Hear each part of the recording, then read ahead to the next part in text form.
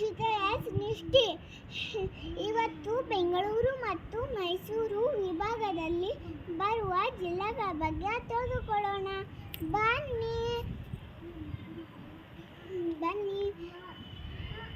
ಬೆಂಗಳೂರು ವಿಭಾಗದ 9 ಜಿಲ್ಲೆಗಳು: ಬೆಂಗಳೂರು ನಗರ, ಬೆಂಗಳೂರು ಗ್ರಾಮೀಣ, ಕೋಲಾರ, ಚಿಕ್ಕಬಳ್ಳಾಪುರ, ಚಿತ್ರದುರ್ಗ, ರಾಮನಗರ,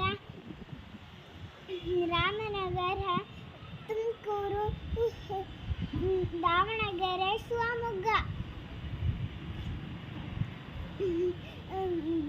ಮೈಸೂರು ವಿಭಾಗದ 8 ಜಿಲ್ಲೆಗಳು: ಮೈಸೂರು, ಮಂಡ್ಯ, ಹಾಸನ,